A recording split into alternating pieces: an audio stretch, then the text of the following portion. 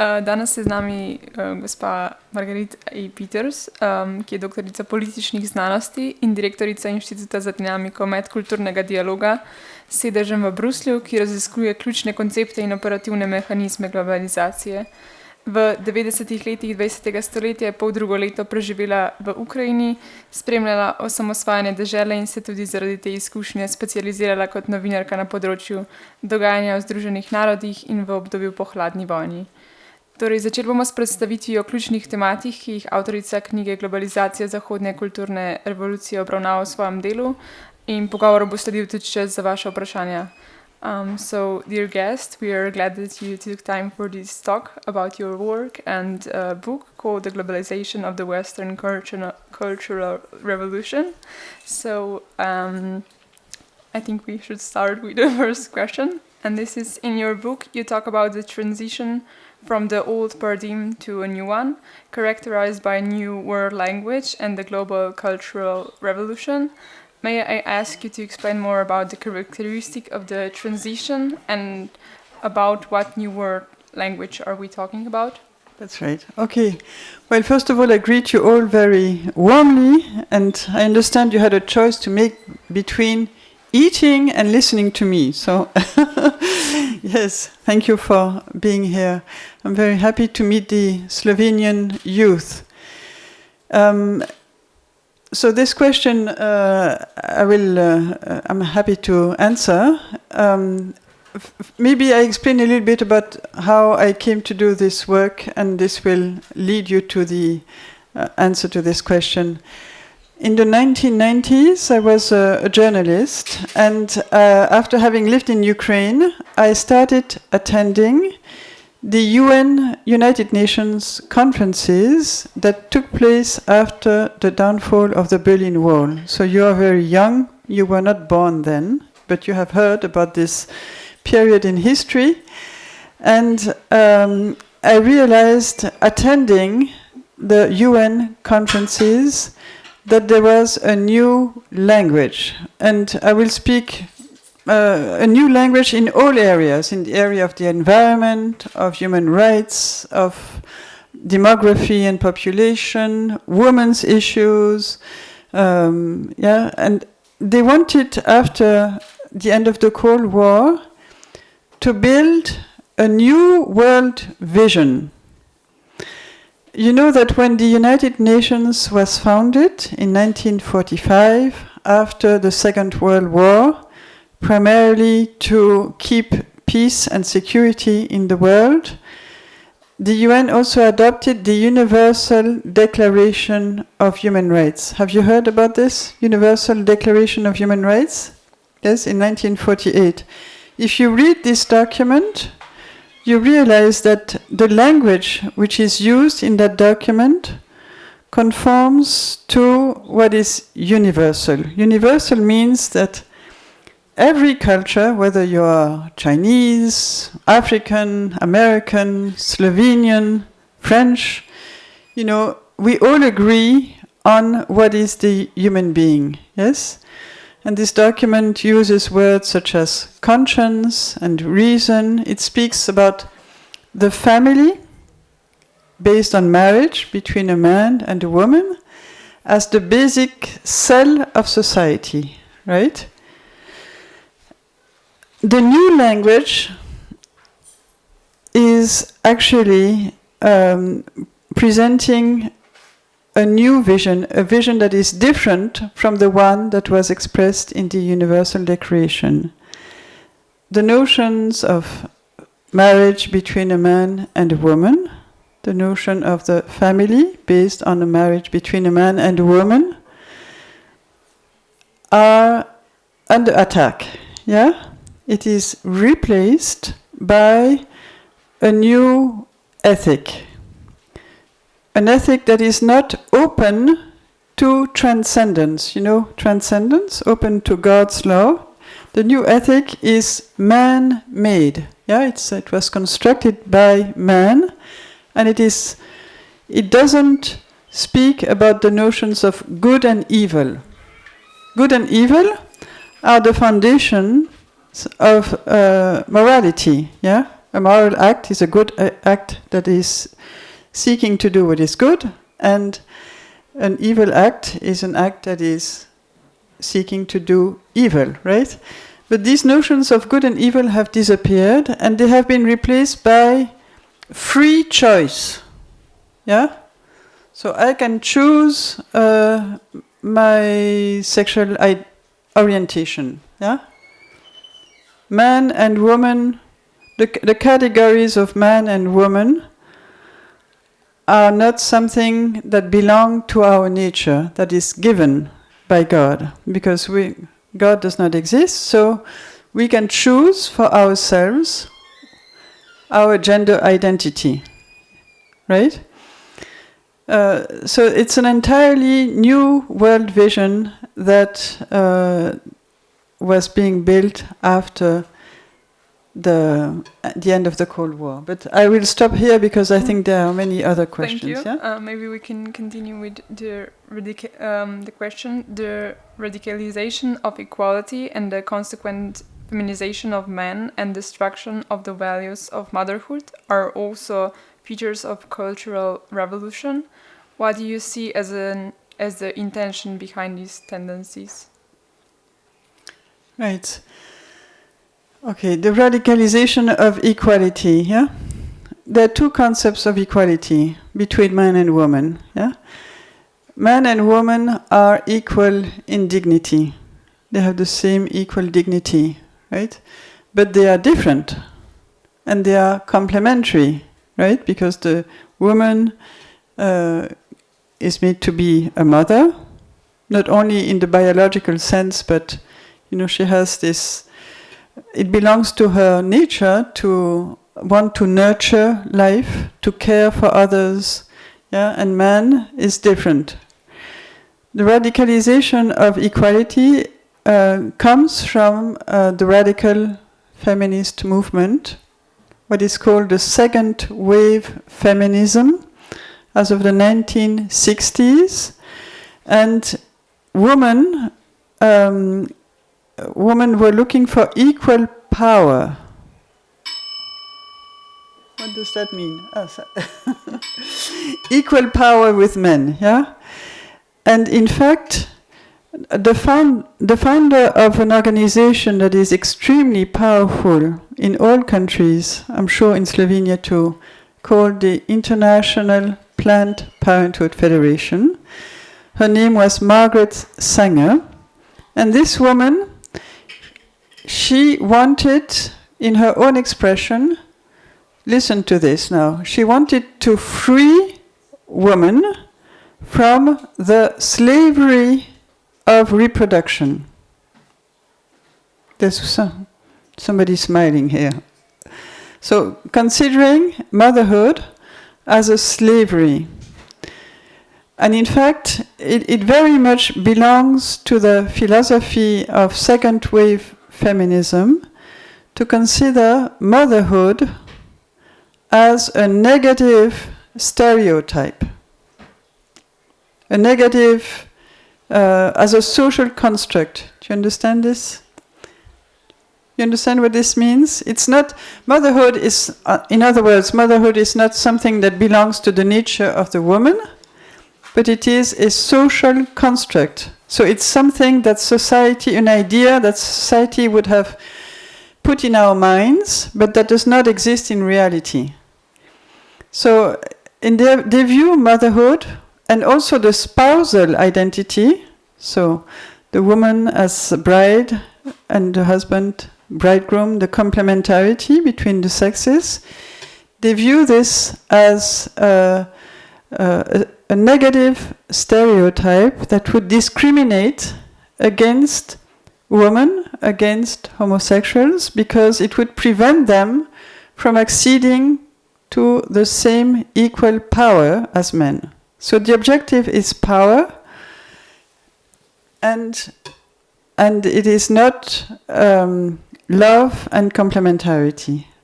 So you, young people, you live in a very special time in history, because never before in the history of humanity have we challenged the sexual identity of man and woman.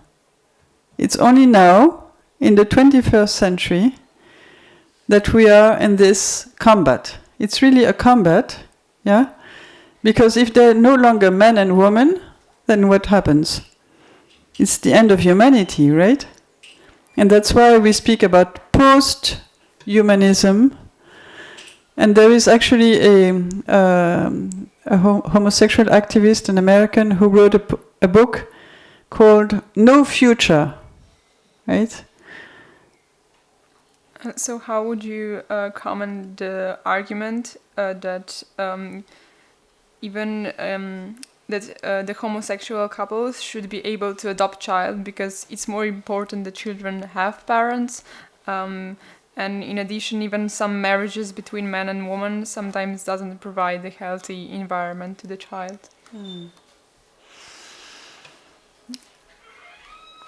Well,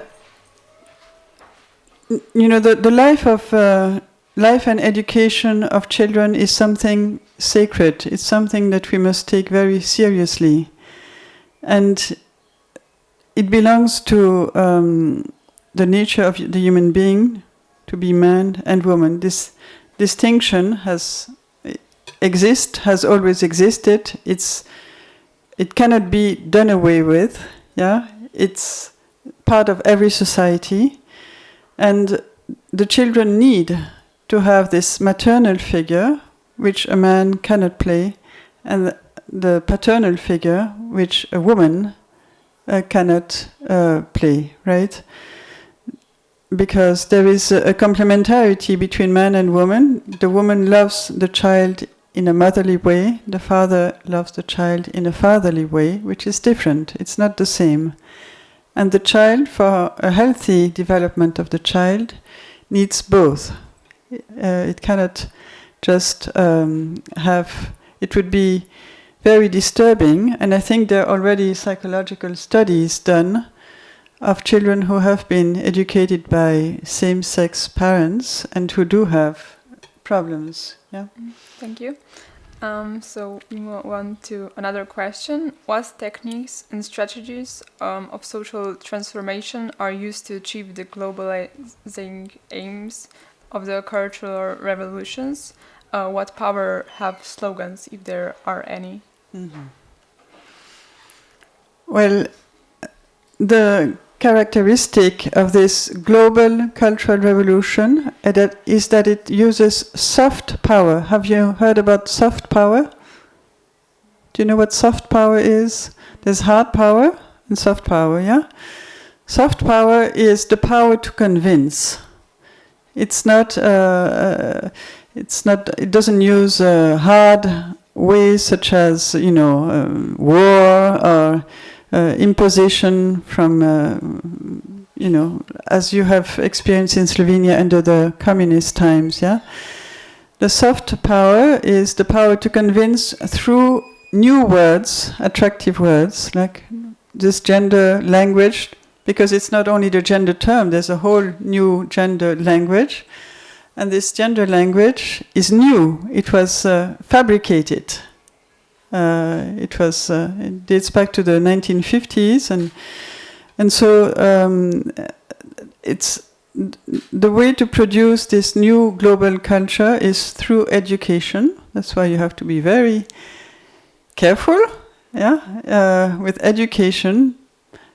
Techniques such as dialogue, yeah, I'm dialoguing with you, but I'm dialoguing in order to impose my views on you, to convince you, yes. In a dialogue, for a true dialogue to take place, you have to be yourself, you have to be, have your own convictions, and be open to listening to the other, but not to be manipulated by the other, right? What is manipulation?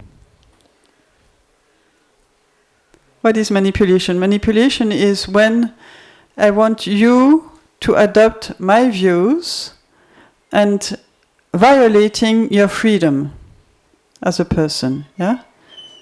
So you are free persons, yeah?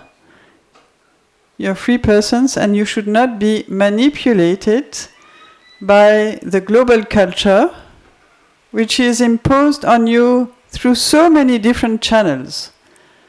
Because you have not only sometimes education contents, because now this gender agenda is quietly integrating the school curriculum.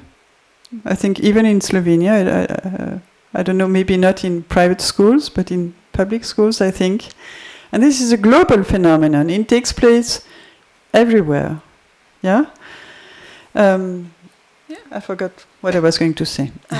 Maybe also the next question is, can you tell us more about the 2030 agenda that is mentioned in your book, and who is behind that agenda and what are its goals? Okay.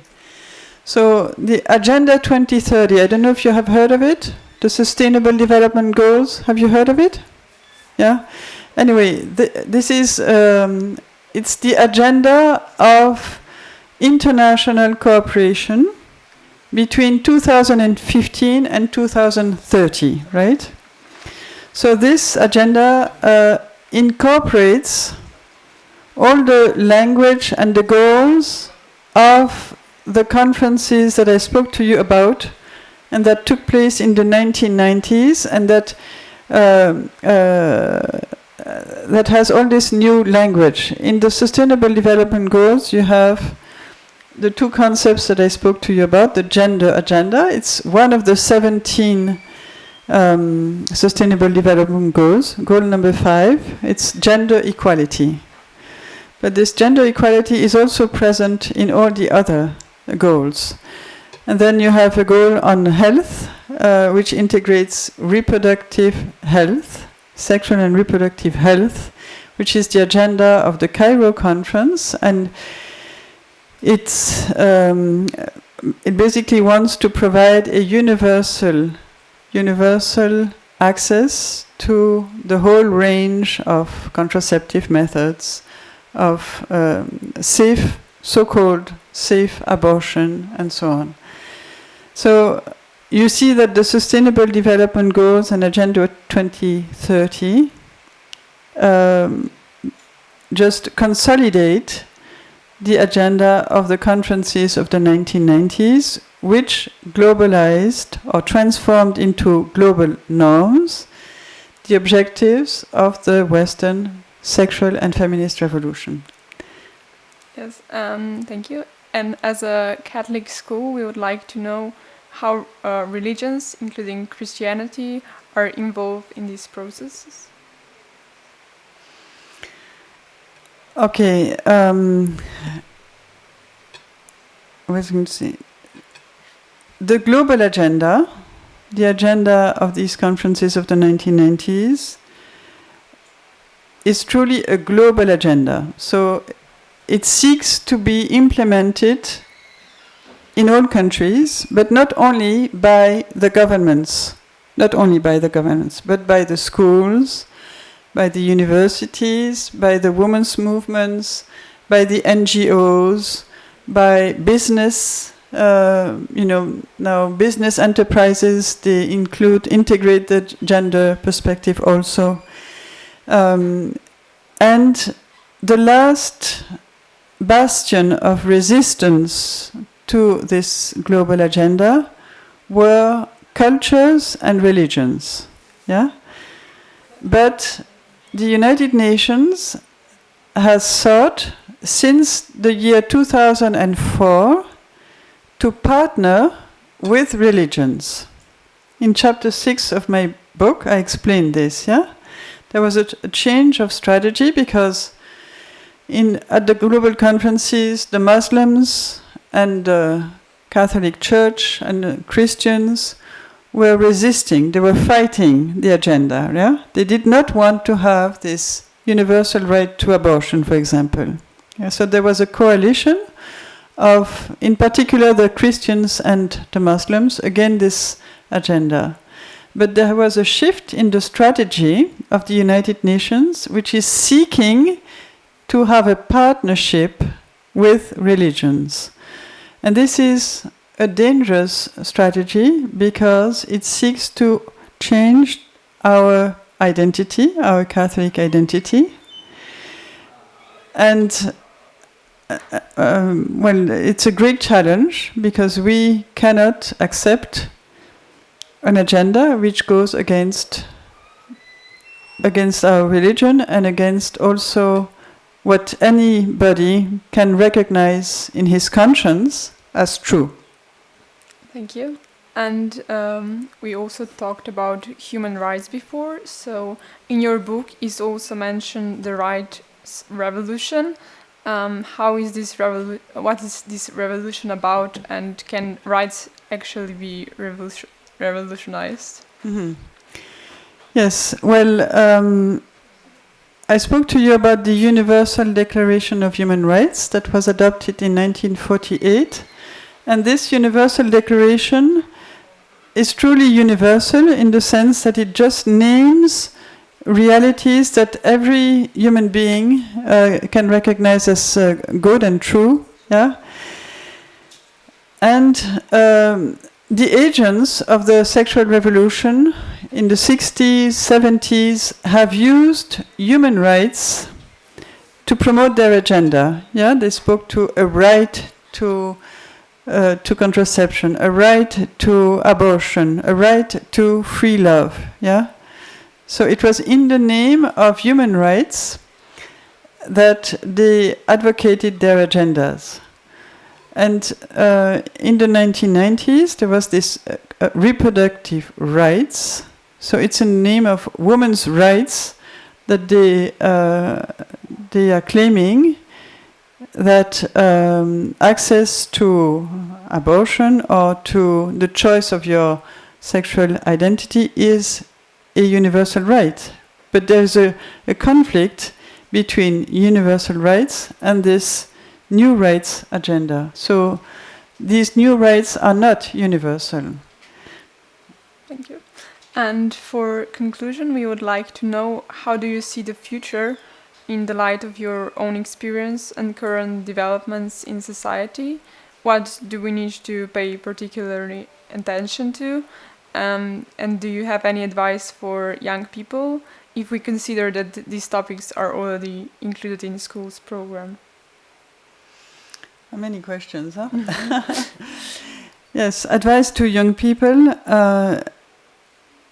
is to love yourself and to seek your happiness and to develop an authentic spirit of freedom and independence from this global culture in which you live. Yeah, because young people are very tempted just to follow, you know, what's in, what's fashionable, and so on.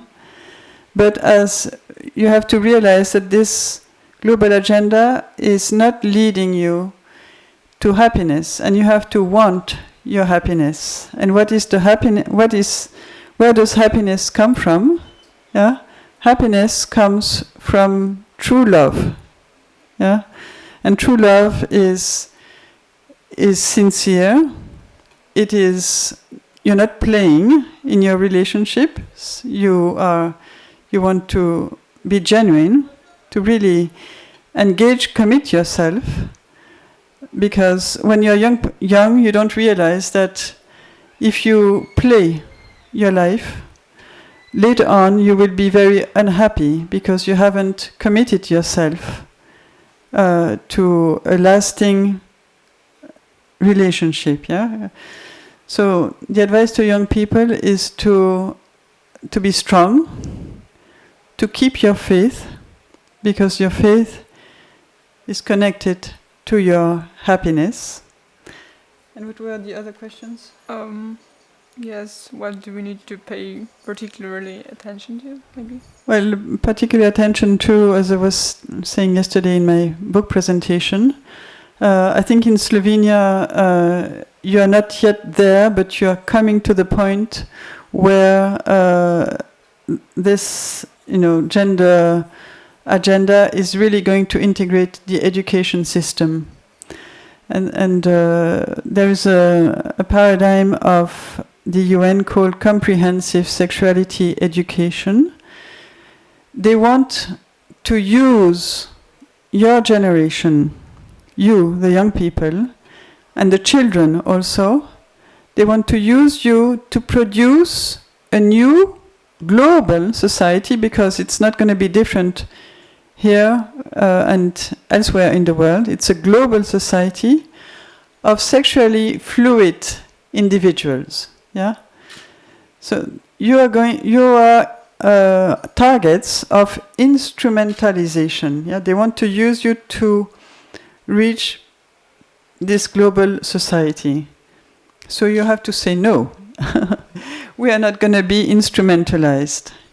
We are going to be truly free persons. We want our happiness, we want what is true. We also love our nation. Yes, we don't want to be global citizens. We want to develop our country. We are Slovenians and we love our country. Maybe how do you see the future of Europe in this process? I think we live a very special time in history, and we can be full of hope because this agenda has gone too far, and there is starting to be resistance in many places. People are becoming aware. There's just a question of common sense. This agenda is not common sense. It's craziness that is being imposed on us. So there's a return to common sense. And this is a time of opportunity. And I think the young people, you can be builders of this new civilization that would replace true love at the center of society.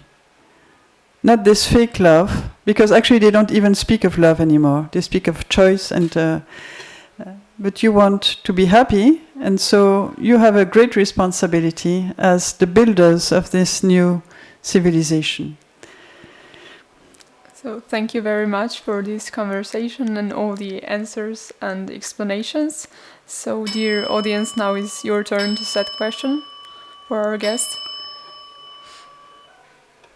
Maybe I can start. Can you give us some examples how this new language is infiltrated into the society, new gender language, and also into church? Can you give us maybe some examples of this?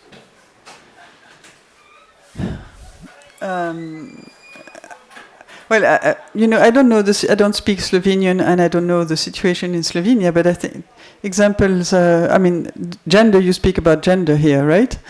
That's one. The right word is sex, like the opposite sex. Gender is more general for more than two sexes. Right. Mm-hmm.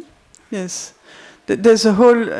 Gender is just one word of a new semantic system. There's queer, there's non-binary, there is polyamorous, I forget now.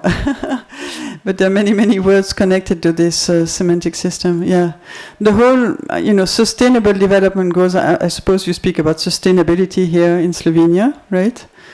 And in my doctoral thesis, I tracked the shaping of this sustainable development agenda during the Cold War. And from the very beginning, this word sustainability, it was first found in the document, The Limits to Growth of the Club of Rome. And it was tied to population control, abortion, and so on. So everything in this new global agenda, everything is connected. All the concepts are tied to each other. But sustainability, women's empowerment, non-discrimination has become a very suspicious agenda. The new ethic is one of diversity, cultural diversity. It's a word that you hear, right? Diversity. We must celebrate diversity, but what does it mean? Yeah. Thank you.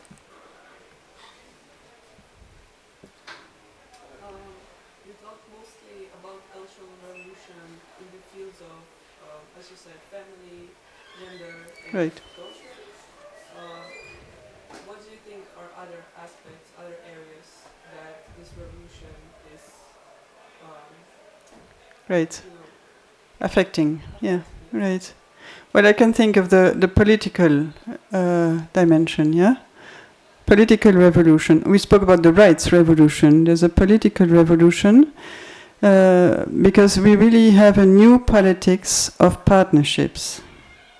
Yeah, in a democracy, normally it's what is democracy? It's power by the people for the people, right?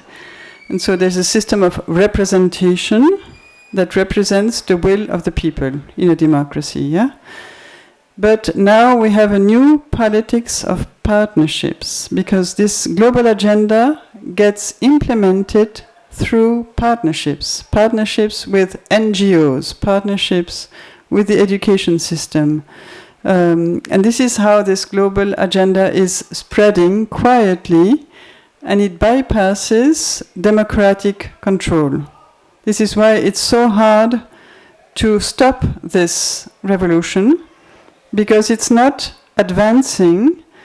It's not advancing according to the democratic processes. It's advancing through this new partnership system, which is not democratic, because it escapes the control of the real people. Yeah, it's a minority of transnational NGOs that is dictating the agenda for the whole world. The new language comes from a minority of NGOs, transnational NGOs, and now this language is spreading everywhere in Slovenia, but it comes from just a few NGOs. Sustainability, all these words, they were forged by a minority of people. And it was the agenda of this global platform was never really openly, democratically debated in national parliaments. So that's another aspect. Yeah, it's the political dimension of this revolution. Political, cultural, ethical. There's a new ethic. What does that mean? It's an ethical revolution, because in traditional morality or in universal morality, as I was saying, there's the notion of good and evil, right? Which exists in every culture. It's not in Judeo-Christianity, but in every culture there is this distinction between what is morally good, morally evil. If you analyze the ethic of global governance, it doesn't use the word good and evil anymore. Yeah? So there will be, what it celebrates is diversity, tolerance, compassion, non-discrimination, equality, all these words, and which can be fine, but they can also be manipulated to impose an agenda which violates universal moral conscience. Okay. Finished. Yes, because it's time to go to the classes again. Right. So thank you very much for taking time for us. It was a joy for me to meet you all, and I wish you all the best.